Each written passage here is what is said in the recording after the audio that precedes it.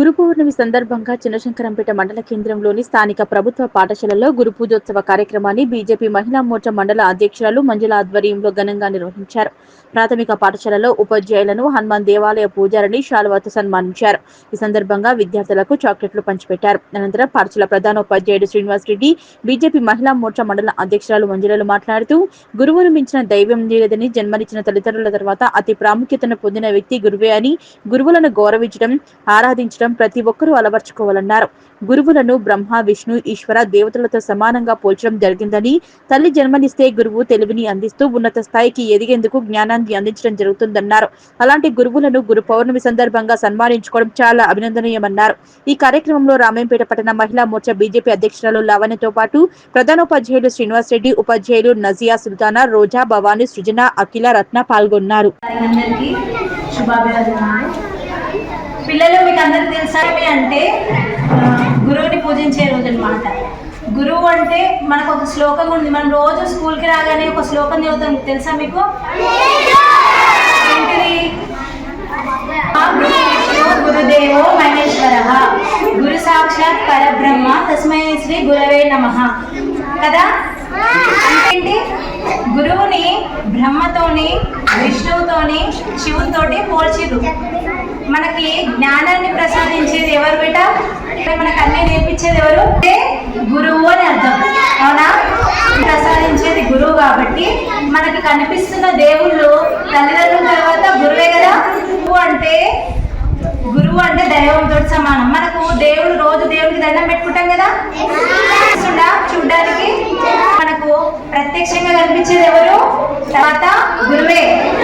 కాబట్టి గురువుని ప్రతి ఒక్కరూ పూజించాలి, ఆరాధించాలి, గౌరవించాలి, అవునా?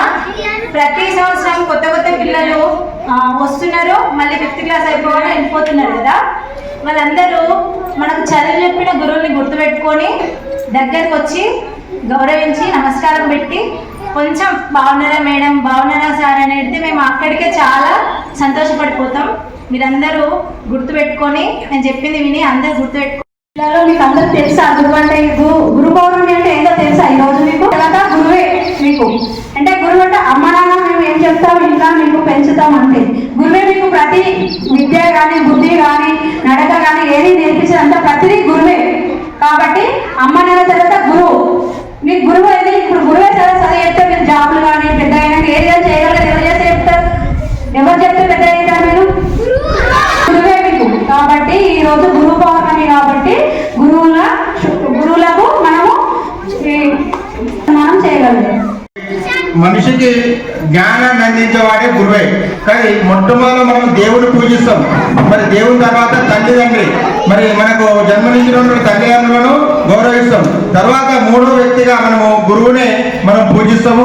మరి గురువు ద్వారానే మనము ఈ లోకంలో ఉన్నటువంటి జ్ఞానాన్ని మనము తెలుసుకుంటాం. కాబట్టి ఏదైతే మనం బోధించినటువంటి గురువులు, మనకు ఈ నడవడిక గురించి చెప్పినటువంటి గురువులే మనకు దైవంగా కొలిసి మనకు ఈ సంస్కృతిలో, మన భారతదేశ సంస్కృతిలో గురువుకున్నటువంటి స్థానాన్ని మనం ఎల్లప్పుడూ గుర్తించుకుంటూ మరి గురువుకున్నటువంటి మరి వారు అందించినటువంటి జ్ఞానాన్ని మనం ఎల్లప్పుడూ మరి వారి ద్వారా అందింది కాబట్టి వారిని మనం పూజిస్తాం.